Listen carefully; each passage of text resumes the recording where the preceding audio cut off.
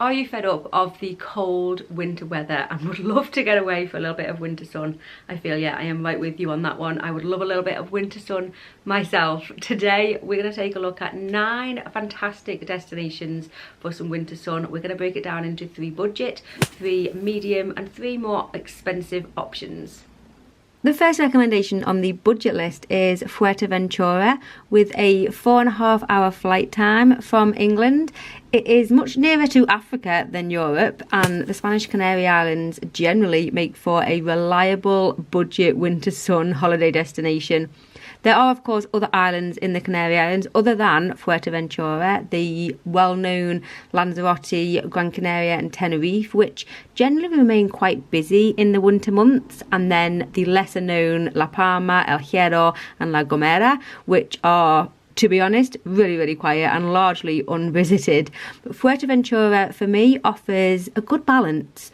It is still pretty much open for business, but you will not encounter the mass of crowds that you see on the other islands, which makes it a really good mix of the two.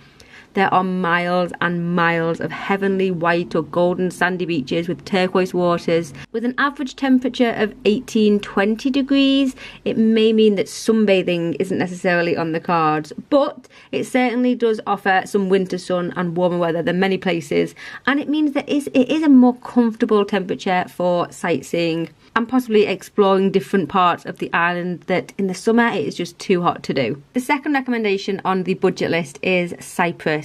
Again, it has a 4.5-hour flight time from England. The eastern Mediterranean Sea around Cyprus is possibly a little bit chilly in the winter, but the island does get plenty of sunshine all year round, and there's a good chance you're going to get some good t-shirt weather even in the coldest of coldest months. The average winter temperature is around 22 degrees, so you should get some sun. It is warm there. Its rugged landscape offers stunning beaches and crystal clear waters.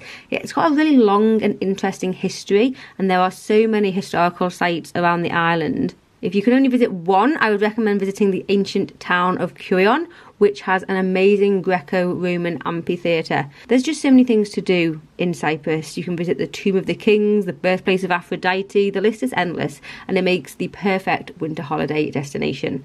If you would like to receive special perks, including unique badges and emojis, access to members only community posts and early access to every single video, you can do so by clicking the join button down below, or there will be a link in the description of this video.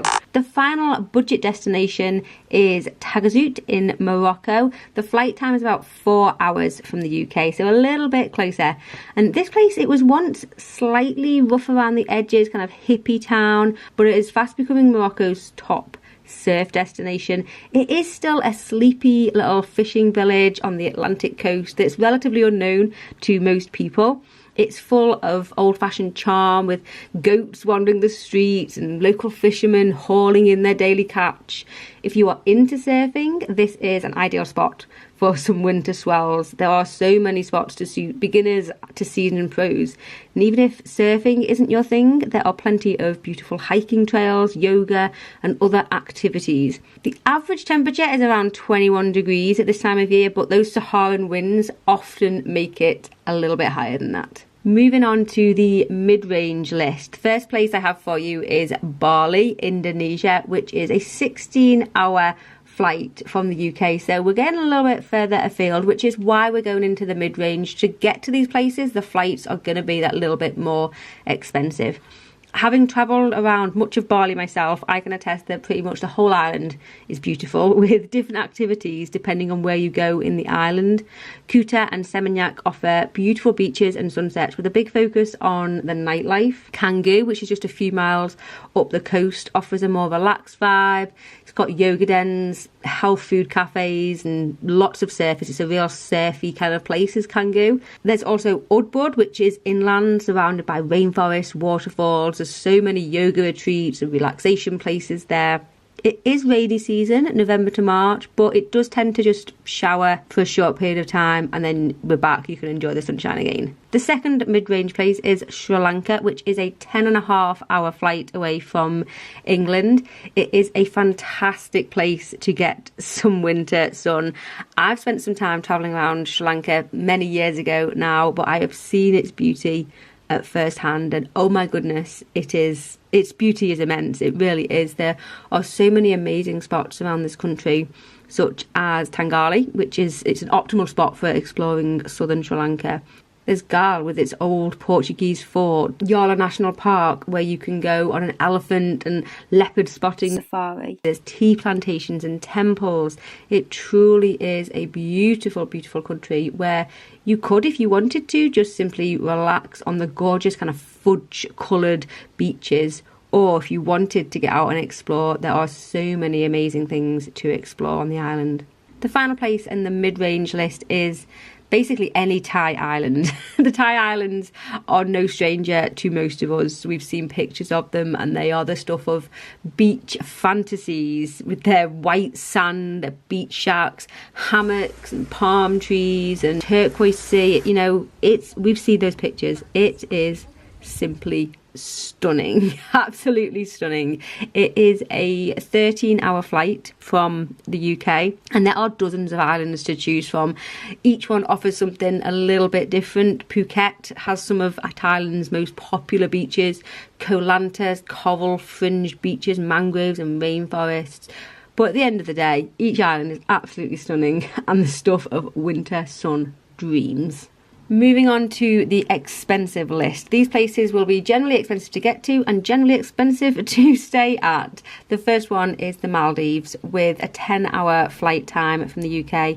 There's plenty of sunshine constantly on offer from the Maldives, practically any time of the year. We've all seen the pictures of the Maldives again. Gorgeous white sand islands, the palm-lined atolls. It's a dream destination for so many. And we've seen the villas. You could simply enjoy life in those stunning, stunning villas that they have all over the islands and on the beaches. But there's more to offer from the Maldives. You can go and do yoga. There's fantastic snorkeling and scuba diving, parasailing and canoeing, and loads of other water sports there. The next destination is Zanzibar, which is a 12.5-hour flight from the UK, and its tropical climate is perfect for some winter sun. Zanzibar is generally used as kind of a tag-on extra when people go on a safari to the places around, perhaps most famous Serengeti.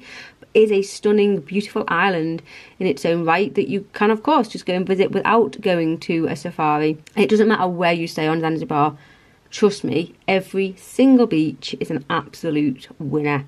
The entire island is surrounded by this shallow shelf, so the water is at paddling depth for hundreds of meters before it turns into this deeper, darker blue where it gets deeper. So it's possibly a really good option if you have young children. The final destination is Dubai. For year-round sunshine, spotless beaches, impeccable service. Dubai seems to be an obvious choice, and it has really increased in popularity over the past couple of years. It has an average winter temperature of 26 degrees, which is perfect. Again, we've all seen the pictures of the Palm, which is a man-made sweep of beach, which is packed full of superb high-end hotels. Each of them have got their own immaculate patch of beach. It is a perfect destination for family holidays.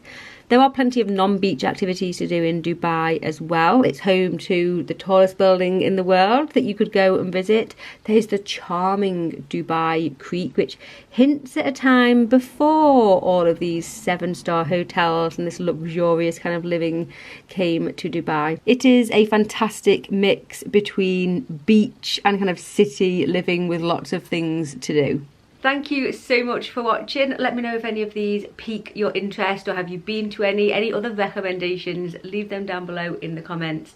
Subscribe for loads more travel content. Thanks for watching and I will see you soon. Bye bye.